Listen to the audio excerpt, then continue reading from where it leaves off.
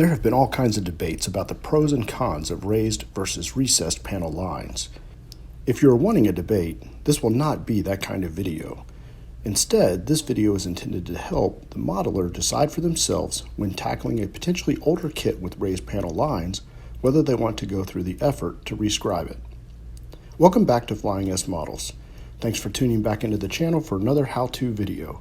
This time, one that will show how to rescribe raised kit details and also compare the results of different techniques to finish a kit with either raised or recessed panel lines and rivet detail. There are some really great classic kits out there that, while older, still provide an overall excellent model. Many of them are the kits us older modelers cut our teeth on, and most of us still look back fondly on them. To me, there's just something about going back to where it all began for us modelers and knocking out an old classic in order to recharge the modeling batteries. The only downside to some of these older kits, in a lot of modelers' opinions, is that they were molded with raised instead of recessed panel lines. But using a few simple tricks, you can get a similar result without having to rescribe the raised panel lines if you prefer not to. For this video, we'll take a look at Revell's venerable 1/48 B25 Mitchell. It's a really nice kit for its age and has been released many times under the Monogram, Revell, and Probe Modeler labels. It has excellent interior detail and overall accurate shape. The raised panel line and rivet detail is clearly evident on the wings. It's nice and crisp and not overdone at all. Some modelers will choose to go through the effort of rescribing the panel lines in order to give a better representation of how the individual panels were joined together. I did just that for this Monogram 1/48 F102 Delta Dagger and this 1/48 Monogram A26 Invader. If you want to put in the work, I'll show you how to do that, and then we'll use the two lower wing halves of the B25 to compare the results that can be achieved by rescribing the panel lines versus using some simple techniques to highlight the raised ones. I like to use dymo labeling tape as a guide when I rescribe a kit. It's flexible, and if cut into thin strips, it can wrap around a pretty tight compound curve. I use the kit panel lines as a guide and cut individual lengths of dymo tape based on the panel that I'm going to rescribe. I've had a lot of scribe tools, but my go-to tool is a simple straight pin chucked up in a small pin vise. I simply take a pair of wire cutters and snip off the rounded head of a standard straight pin. You don't want too much sticking out of the pin vise or it will just bend under the pressure as you're scribing. I like to cut the tape in half just to make it last a little longer. When I do cut a section in half, I make sure to create a jagged edge on the cut side so that I can clearly see which side to use as the scribe guide. I simply peel the backing off of the dymo tape and use the panel as a guide to lay down the tape. I don't use a lot of pressure at first when I run the pin against the tape.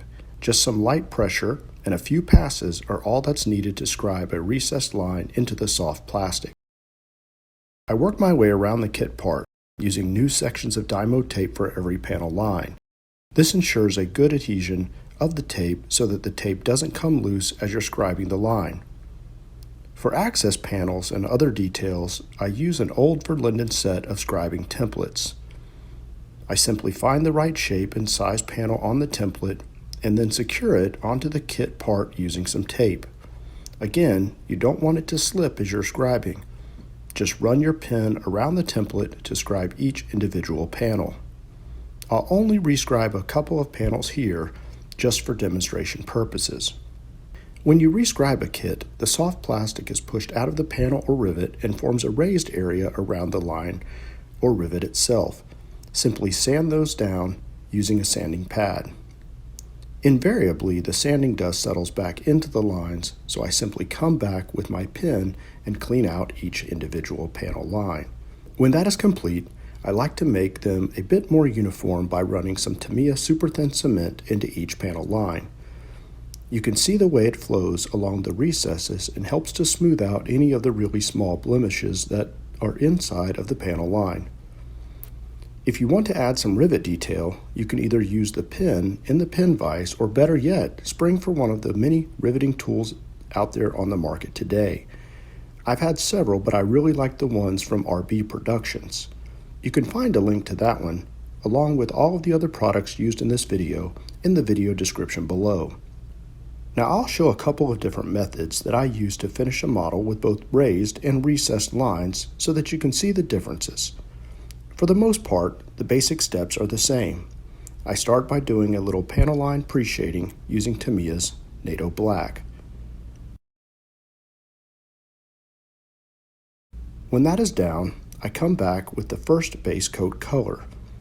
In this case, for the B25, the undersides would be neutral gray. After I apply a light coat of gray to both wing halves, I come back in and thin it with a few drops of white and a little more Tamiya thinner. I'll spray this mixture inside of each panel area. You can keep lightening things up until you get the look that you're after. Now for the raised panel wing, I'm going to come in with a mechanical pencil, and using the raised panels as a guide, I'm going to carefully run the pencil along each panel. This will give a darker effect that will start to mimic a panel line wash. To add even more weathering, I'm going to use a technique that I've been employing in many of my other builds and apply some oil paint filters using white spirits as a base. I'll apply these directly to the flat acrylic paints that I just airbrushed. For a more detailed video showing this technique, you can check out the Weathering with Oils video that I have loaded up here on the channel. There's a link to that in the video description below. I'll use raw umber and white oil paints to create some shadows and light spots and to give the wing a weathered look. This will also start to bring out both the raised and recessed panel lines. Just add or remove as many or as much color as you want to get the weathered look you are after. For this B25 demo, I'll make it pretty weathered just for illustration. I realize that this may be overdone for some modelers' taste. After I had the oil filters down, I came back on the wing with the raised panel lines and used one of AK's weathering pencils to add a few more shadows to a few areas along the wing. Simply dip the tip in a little water to moisten it and then run it along the area or areas where you want to add additional effects. You can also come back with a brush and blend them in so that they are not too stark. For the wing with the recessed panel lines, I'm going to apply a panel line wash, but before I do, I'll lay down a coat of AK's Gauzy to seal in the finish that I have to this point and make removing the wash a lot easier. While I waited for the gloss coat to dry, I decided to have a little fun by airbrushing an insignia on the wing with the raised panel lines. Using my silhouette cutter, I drew out and cut some early style US insignia masks and applied one to the wing. I've got another video up here on the channel that provides more detail on how that's done. Make sure to check that out using the link in the video description below or the card above. I first removed the star and sprayed that area white. I used light coats to try to not completely cover the panel line weathering that had been applied earlier. Of course, I probably should have put down the insignia before all those oil filters, but this was a last-minute thought as I was waiting on the clear coat to dry on the recessed wing.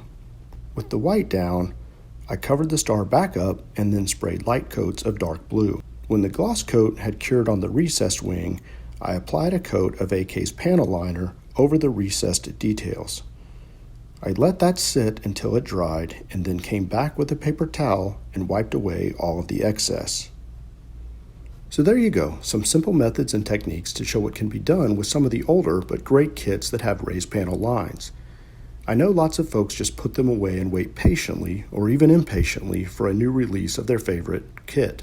But why wait when you can employ some simple and fun techniques to spruce up some of the old kits of your youth? Try rescribing a kit or try to use the methods that I demonstrated to bring out the raised panel lines in a model that you have in your stash. Better yet, try them both and add some new tools and techniques to your growing model toolbox. I hope that you enjoyed this video and hope it inspires you to build some of those older kits that I know you have languishing in the stash. I appreciate you joining me back here on the channel again. Be sure to subscribe if you haven't already to get the latest updates as I post new tips and tricks as well as full build features to help you build better looking models. We'll see you next time.